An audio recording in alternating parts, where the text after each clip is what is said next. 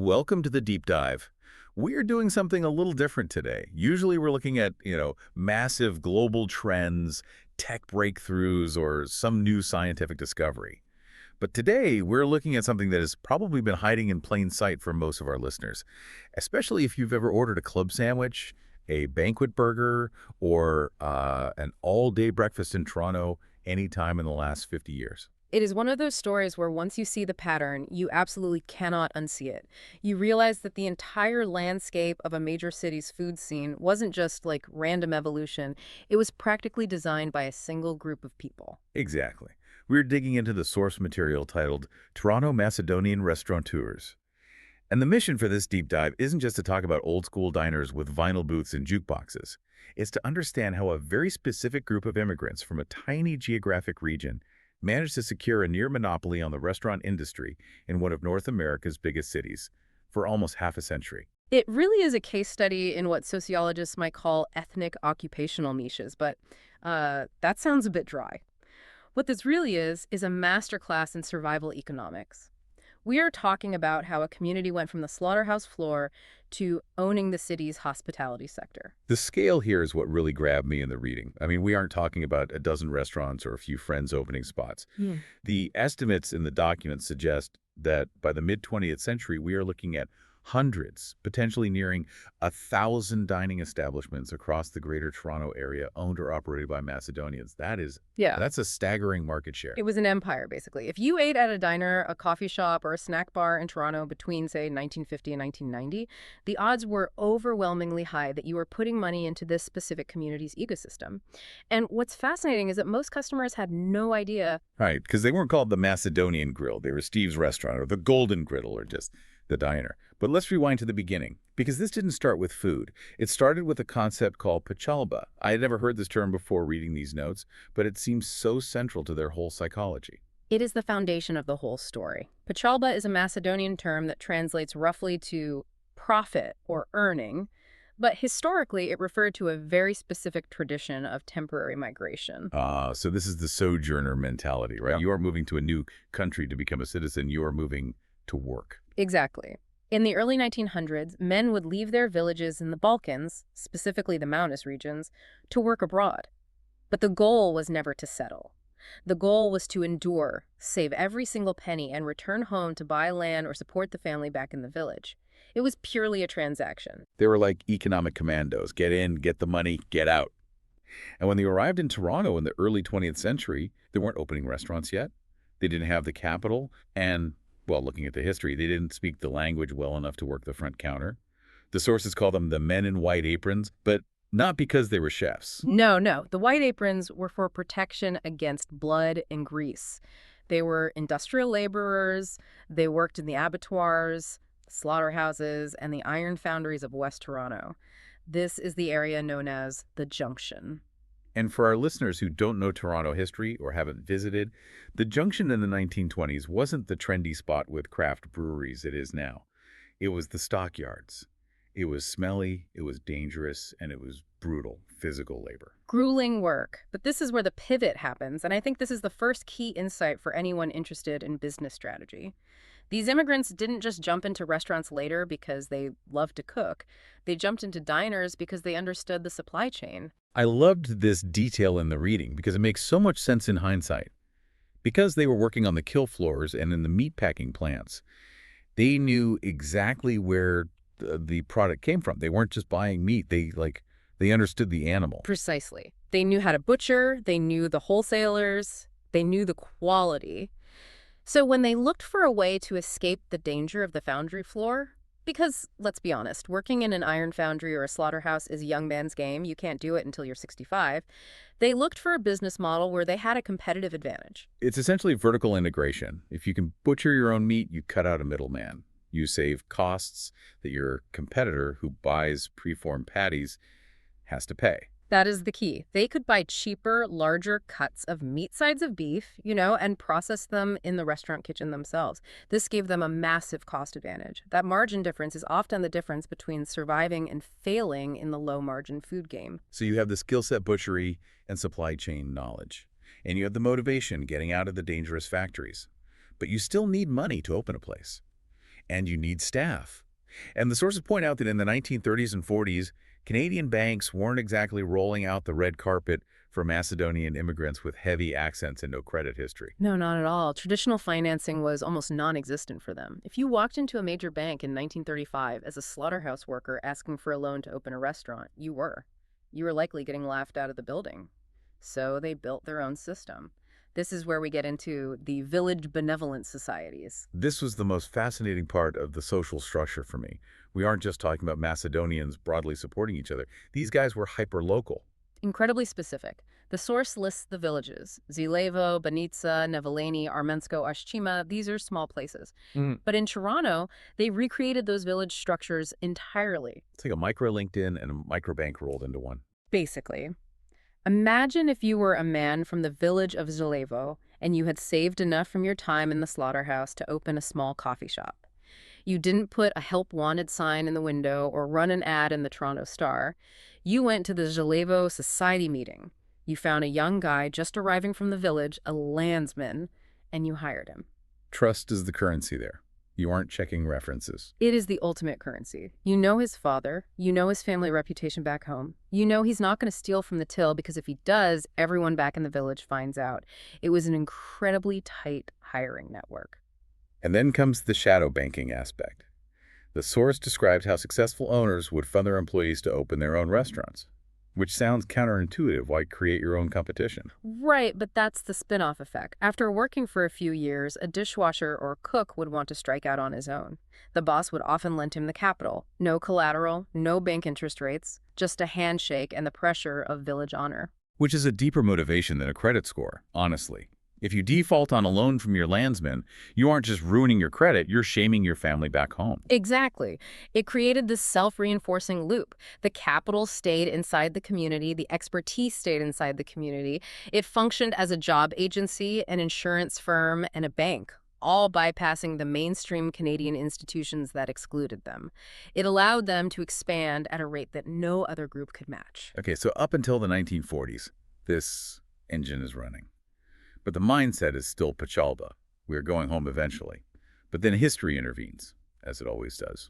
The Greek Civil War and the geopolitical shifts in the Balkans after World War II changed everything. Specifically for the Aegean Macedonians, those from the northern part of Greece, the borders became rigid, the political situation became hostile. The realization hits. We can't go back. That door is closed. That is a traumatic but pivotal moment. The psychological shift from sojourner to settler. And when you decide you are staying, you stop sending all the money back, you bring the family here. And this brings us to the second major economic advantage they had, which the source discusses, quite frankly, the use of family labor. It's crucial to the business model. Once the wives and children arrived, the diner ceased to be just a job site. It became the living room, the nursery, the bank vault. It became the center of the family's existence. The division of labor described in the notes is almost military in its precision. The husband is on the grill, the back of house. The wife is on the counter managing the cash and the customers. And the children are the support staff, peeling potatoes, washing dishes, bussing tables. I imagine there are listeners right now who grew up in family businesses just nodding their heads. The after-school shift wasn't a choice. It was mandatory. It wasn't a choice, but think about the hard economics of that. If a competitor has to pay a wage for a dishwasher, a server, and a prep cook, their overhead is significantly higher. A Macedonian family unit could operate 16 hours a day, 7 days a week, with almost zero wage expense. The money that would have gone to wages stayed in the register. They could survive on margins that would bankrupt a corporate chain or a solo owner. They could wait out the lean years. They could keep prices lower. It made them invincible in the low-end dining market. You simply couldn't compete on price against a family willing to exploit its own labor for the collective good. Let's talk about that market for a second, because when we say Macedonian restaurant, I think a modern foodie expects, specific Balkan dishes, maybe burek or kabapi or stuffed peppers. But that's not what they were selling. No, and this is a brilliant example of product market fit. They weren't trying to sell Macedonian culture, they were selling Canadian comfort. They assimilated through the menu. Completely. They looked at what the Toronto industrial worker wanted. He wanted calories, he wanted value, he wanted meat and potatoes. So they perfected the hot turkey sandwich, the banquet burger, the fries with gravy, the all-day breakfast. It's so pragmatic. You don't try to teach the market to like your food, you make the food the market already likes. but you do it cheaper and better because you control the supply chain. And eventually, they didn't just compete on the street level, they organized at the corporate level. This is the part of the source material that really surprised me. The formation of the Canadian Macedonian Restaurant Co-op in 1979. I love a good co-op story. This is where the mom and pop shops basically formed a union to fight the big guys. Well, think about the timing. By the late 70s, fast food chains like McDonald's and Burger King were rising rapidly. They had massive purchasing power. A single independent diner couldn't negotiate the price of coffee or napkins with a supplier. They were paying retail, essentially. So they banded together to get volume pricing. They realized that if hundreds of them pooled their orders, they were no longer a small business. They were a massive volume buyer. The co-op allowed them to buy bulk meat, dairy, coffee, and paper goods at prices that rivaled the big chains. It leveled the playing field. It allowed the independent diner to stay profitable way longer than it should have in the face of corporate fast food. It's a genius move. It shows that they weren't just hard workers. They were sophisticated business operators. They understood leverage. They understood that their independence was a weakness unless they coordinated. And some of them became massive. Yeah. We have to mention the heavy hitters, because the diner stereotype might make people think this stayed small. The notes mention the Beethoven family specifically. John Beethoven Sr. is the prime example. He starts with a single place, the Java Shop, in 1949. Standard counter service. But the family expands into catering, eventual rights to major franchises, and eventually food services for the Skydome and Pearson International Airport. It's an incredible trajectory, from a coffee counter to feeding the international airport. And they weren't alone. The big boy chain in Canada, that was Macedonian run. It shows that the skills they learned in the small diners were scalable. The operational discipline you need to run a high-volume, low-margin diner is the exact same discipline you need to run a massive catering operation. You watch the pennies, you control the waste, and you manage the labor. So we have this dominance. For decades, if you bought a burger in Toronto, a Macedonian probably grilled it.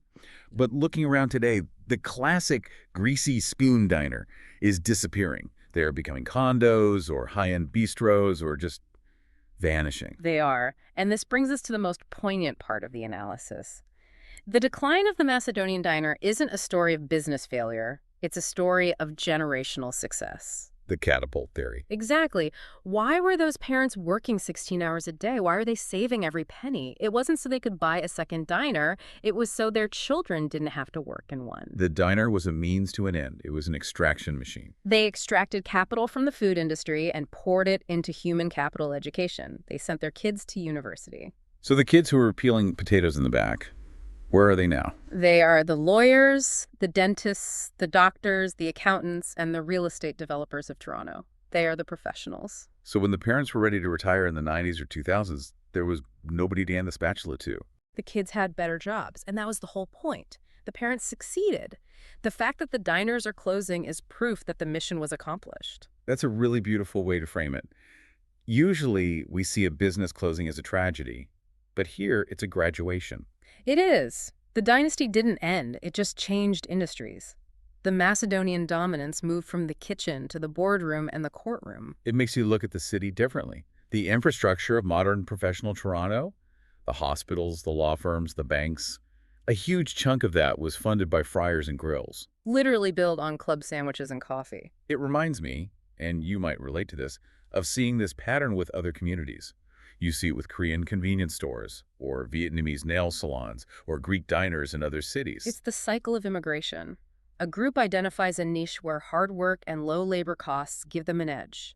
They exploit that niche aggressively. They build a network, and then they use the proceeds to launch the next generation out of that niche. The entry-level business is the launch pad. It's not the destination. And it begs the question we were discussing before we started.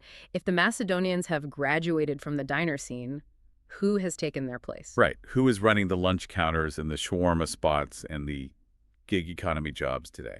If you look at Toronto now, or really any major Western city, you see new waves. You see South Asian, Filipino, Chinese, Caribbean entrepreneurs entering different niches. And if history repeats itself, the children of the people driving your Uber or serving your bubble tea today, They are the ones who will be performing your surgery or handling your estate law in 20 or 30 years. it really puts a different perspective on your daily interactions.